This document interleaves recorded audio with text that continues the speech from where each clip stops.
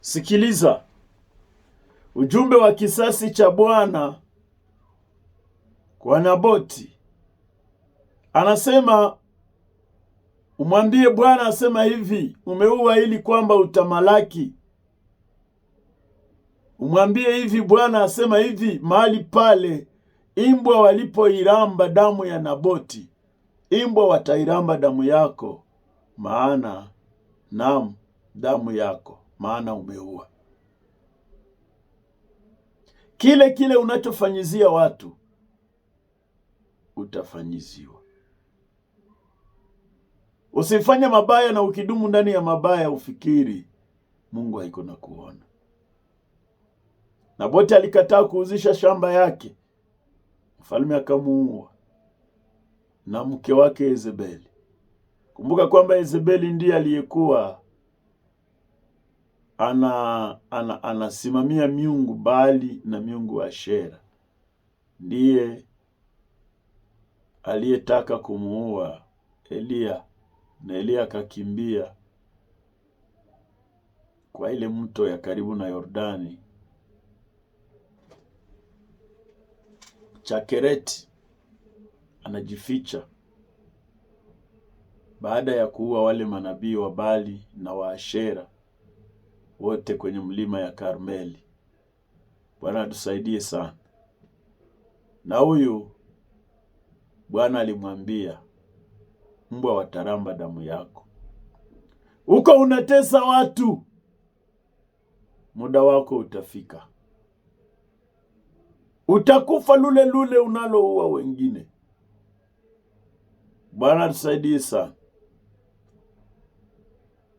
Maneno ya Mungu yanasema mwambie kwamba damu yake itarambwa. Ahabu akamwambia Eliya, je, umenipata ewe adui yangu? Ukamwambie nimekupata kwa sababu umejiuza utende dhambi. Akamwambia nimekupata kwa sababu umejiuza yaliyo mabaya, umefanya yaliyo mabaya, umetenda yaliyo mabaya machoni pa Bwana. Kujiuza hii ambayo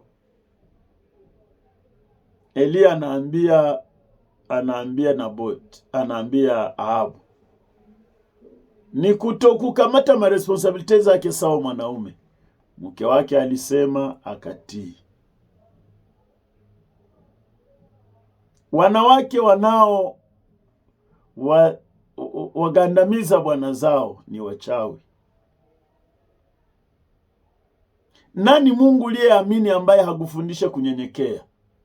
Kristo gani uliyemwamini ambaye hakufundisha kunyenyekea? Wanaume wanaowasikiliza wanawake sana kwenye kila eneo hawawezi kuendelea mbele na hawawezi tembea na Mungu. Bwana tusaidie sana. Lazima uchambue. Lazima uchambue. Sio kila mara mwanamke anapana shauri mbaya, lakini unapokuwa unaishi naye akili zako zifanye kazi. Bwana Yesu asifiwe. Nasoma shairi hapa. Ahabu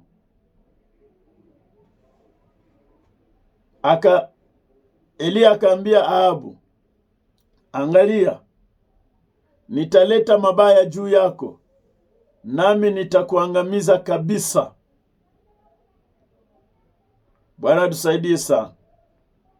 Lakini pia tena Bwana akanena habari za Yezebeli akisema, mbwa watamla Yezebeli katika kiwanja cha Yezreeli. Mtu wa nyumba ya Ahabu afae mjini, imbwa watamla, na yeye afae shambani, ndege wa angani watamla. Biblia inasema hapakukuwa na mtu kama Ahabu aliyejiuza atende maovu machoni pa Bwana, ambaye Yezebeli mkewe alimchochea. Usichochewe na mtu yeyote kufanya ukatili. Usichochewe na nafasi ulio nayo ya uongozi ili kutendea watu hila. Bwana akusaidie sana. Mtu mmoja anaweza haribu heshima ya kizazi chote. Angalia sasa, anasema juu ya Yezebeli kwamba ndugu zake, mwenye atakufia muvile, imbwa watamla. Mwenye atakufia kuvilaje, mashambani, ndege wangani watamla. Ni kusema hata maiti, mizoga ya ndugu zake na Yezebeli haitaonekana. Hawa ndugu wanakufa kunini? Waza mema na utaokoa kizazi chako.